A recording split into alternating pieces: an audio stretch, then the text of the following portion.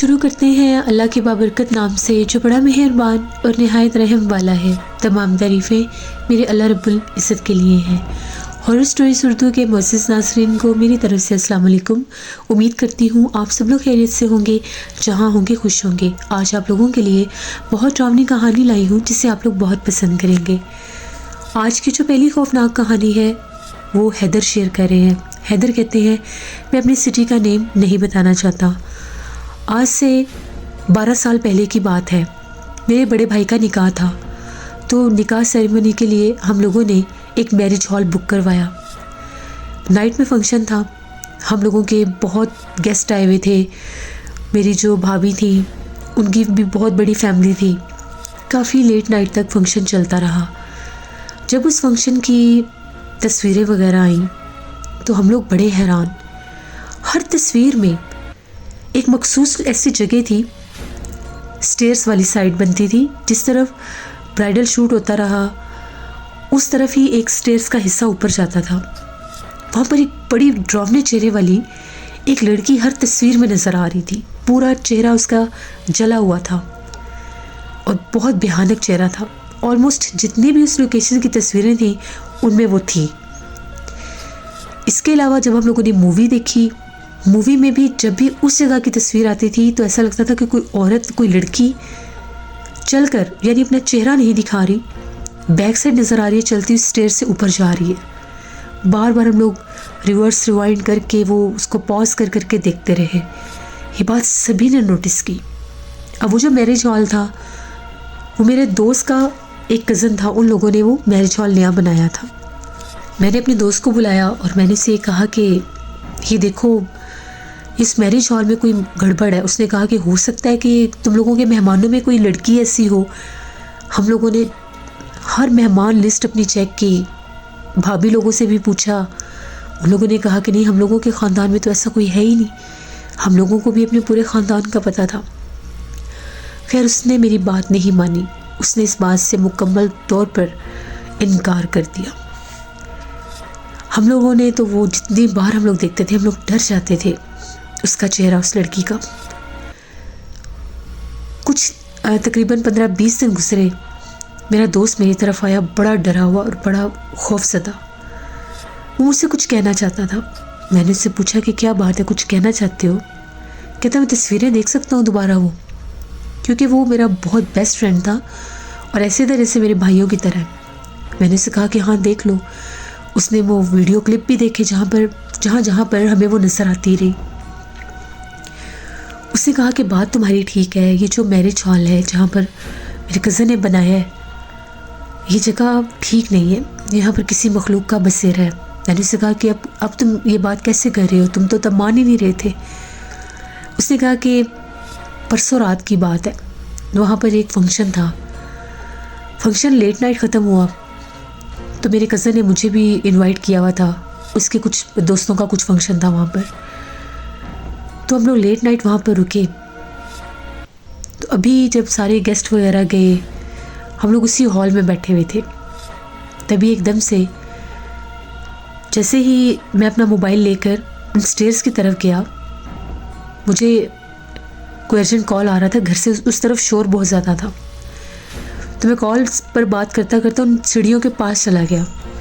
तो जब मैं उन सीढ़ियों के पास खड़ा था तो एकदम से मैं क्या देखता हूँ, तो वो जो सेकंड फ्लोर था उसकी लाइट्स ऑफ थी। वो तब यूज़ करते थे जब वहाँ पर कोई फंक्शन अरेंज होता था। मेरी सीढ़ियों में नज़र पड़ी तो मैं क्या देखता हूँ, सीढ़ियों में सामने कोई बैठा हुआ था, बिल्कुल दरमियान में, जो टॉप वाली सीढ़ी होती है उसके ऊपर। मैंने इसको बाकायदा बैठे हुए देखा। मैं एकदम से पीछे पलटा कि मैं अपने कज़न को आवाज़ देता हूँ। मैंने अपने कज़न को बुलाया था। वो आया तो देखा तो वो कोई भी नहीं था। उसने कहा कि क्या हुआ है? मैंने उससे कहा कि यहाँ पर अभी कोई बैठा था। कहता कोई होगा यहाँ पर, जैसे स्टाफ है इतना ज़्यादा। मैंने उससे कहा नहीं, वो कोई और मखलूक थी, मेरे साथ ऊपर आओ। हम दोनों सीढ़ियों पर चढ़कर ऊपर गए।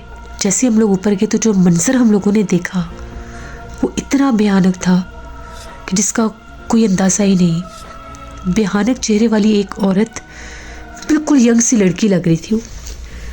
पूरा उसका एक साइड से चेहरा इस हद तक जला हुआ था, खौफनाक चेहरा था। इतनी लंबी उसकी ज़ुबान थी और वो सामने खड़ी जैसे दीवार चाट रही थी। हम लोगों ने खुद ये देखा। जैसे हम लोगों की चीख निकली कि ये है क्या, वो हॉल की उसने लाइट ऑन की, स्विच बोर्ड के पास ही खड़े थे, तो एकदम से जैसे वो दीवार में ही गायब हो गई। हम लोग भागे नीचे और कुछ लड़के वहाँ पर और बैठे हुए थे, उन लोगों ने हमें यूँ भागते देखा।